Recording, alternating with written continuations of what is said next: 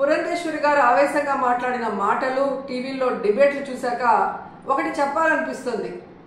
అమ్మా పురంధేశ్వరి గారు, బావ కళ్ళల్లో ఆనందం చూడటం కంటే భక్తుల కళ్ళల్లో ఆనందం చూడటానికి ప్రయత్నించమని కోరుకుంటున్నాను.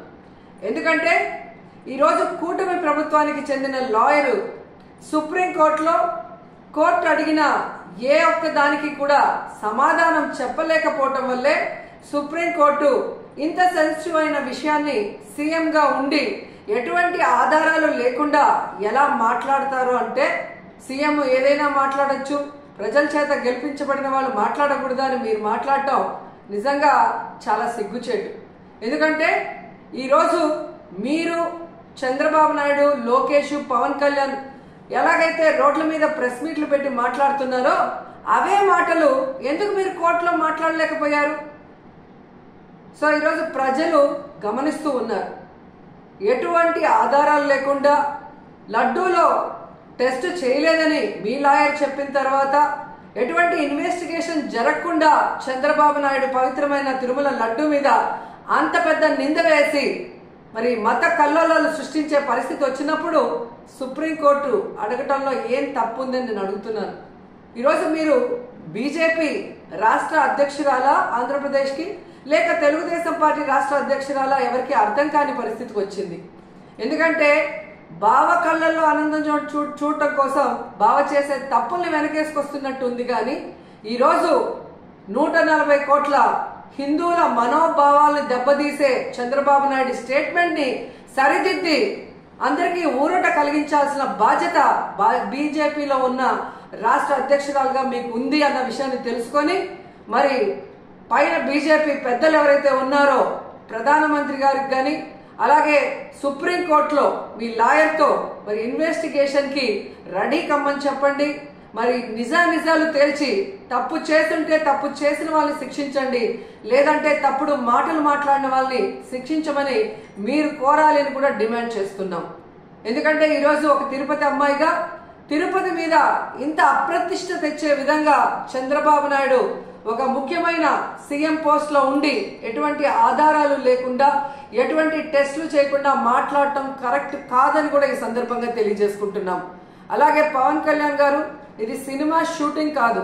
రోజుకొక వేషాన్ని వేసుకొని రోజుకొక మాట మాట్లాడుతూ ఈరోజు అందరి మనోభావాల్ని దెబ్బతీయటానికి మీకు అధికారం లేదని కూడా ఈ సందర్భంగా తెలియజేసుకుంటున్నా. ఈ రోజు ఏదైతే మీరు చేశారో ప్రాయశ్చిత్త దీక్ష, అది మీరు చేసిన తప్పులకి భగవంతుడు మీ చేత చేయించిన ప్రాయశ్చిత్త దీక్ష తప్ప మరొకటి కాదు.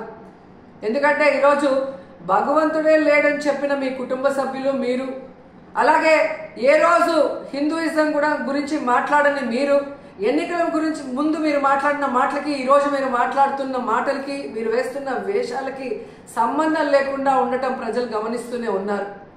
సో ఇప్పటికైనా జగన్మోహన్ రెడ్డి గారిని టార్గెట్ చేయాలి, కార్నర్ చేయాలనుకోను, లేదా బీజేపీ రేపు ఆంధ్రప్రదేశ్లో ఎంటర్ అయితే మన పరిస్థితి ఏంటి అని చంద్రబాబు నాయుడు చేస్తున్న ఈ డ్రామాలో మీరు కూడా పాలు పంచుకుంటున్నారో ఏంటో కానీ ఎవరికి అర్థం కావట్లేదు. కానీ పవిత్రమైన శ్రీవారి లడ్డూని ఈ విధంగా అపవిత్రం చేసే విధంగా మీరు మాట్లాడటాన్ని మేము ఖండిస్తున్నాం. వెంటనే దీని మీద సుప్రీంకోర్టు మరి విచారణ జరిపించి సిబిఐ ద్వారా మరి దోషుల్ని బయటకు తీసి వాళ్ళని శిక్షించాలని కూడా కోరుకుంటున్నాం. అలాగే ఇందులో మరొక విషయం ఉంది. ఏదైతే టీటీడీ ఈఓకి ఈ టీటీడీలో జరిగే ప్రతిదానికి సంబంధం ఉంటుంది. ఆయన ఈఓ అయిన తర్వాత వచ్చిన ట్యాంకర్లలో మరి బాగున్న ట్యాంకర్ని లోపలికి పంపించి అన్లోడ్ చేశాం. ఏవైతే వెజిటబుల్ ఫ్యాట్, వనస్పతి ఉంది అని చెప్పి వాటిని రిజెక్ట్ చేసి వాడకుండా బయటికి పంపించామని చెప్పిన ఈఓ గారు 2 నెలల తర్వాత సెప్టెంబర్లో చంద్రబాబు నాయుడు మరి ఏ విధంగా అయితే ఎనిమల్ ఫ్యాట్ కలిసి ఉందని అబద్ధం చెప్పిన తర్వాత కలిసి ఉందేమో అని మాట్లాడటం గమనించి ఆ ఈఓని ఆ పదవి నుంచి పక్కకి తప్పించి అతనికి కూడా నోటీసులు ఇచ్చి విచారించాలి. అలాగే ఎవరైతే పర్చేసింగ్ కమిటీలో ఉన్నారో మరి ఇవన్నీ చూసుకోవాల్సిన బాధ్యత వాళ్ళకుంది. ఆ కమిటీలో ఉన్న వాళ్ళందరికీ కూడా నోటీసులు ఇచ్చి విచారించాల్సిన అవసరం ఉంది. అలాగే విజిలెన్స్ లో మరి తప్పు జరుగుతూ ఉంటే ఏం చేశారు ఆ అఫీషియల్ కూడా నోటీస్ ఇచ్చి అన్ని కూడా విచారించాల్సిన బాధ్యత మీ మీద ఉంది. ఎందుకంటే ఈరోజు చంద్రబాబు నాయుడు పవన్ కళ్యాణ్ అపోజిషన్ లో లేరు, అపోజిషన్ లో ఉండి మాట్లాడింటే ఓకే అని చెప్పి ఎవరైనా కూడా మీ మాటలు నమ్మే అవకాశం ఉంటుంది. కానీ ఈరోజు మీరు అధికారంలో ఉండి విచారించాల్సిన అధికారం మీ చేతిలో పెట్టుకొని ఈరోజు ఆధారాలు సేకరించాల్సిన బాధ్యత మీ దగ్గర ఉండి కూడా అవేవి చేయకుండా కేవలం జగన్మోహన్ రెడ్డి గారి మీద నిందలు వేయాలి, వైఎస్ఆర్సీపీ అనేది లేకుండా చేయాలి అన్న ఒక కాన్సెప్ట్ తో మీరు ముందుకు వెళ్ళటం వల్లే ఈరోజు అది బ్యాక్ ఫైర్ అయ్యి మీరు చెప్తున్న అబద్ధాలు ప్రజలందరూ కూడా గమనించే పరిస్థితి వచ్చిందని కూడా ఈ సందర్భంగా తెలియజేసుకుంటున్నాం. సో ఇప్పటికైనా శ్రీవారి పవిత్రమైన లడ్డు జోలికి పోకుండా మీరు ఇకనైనా ఈ డ్రామాలు ఆపితే బాగుంటుంది.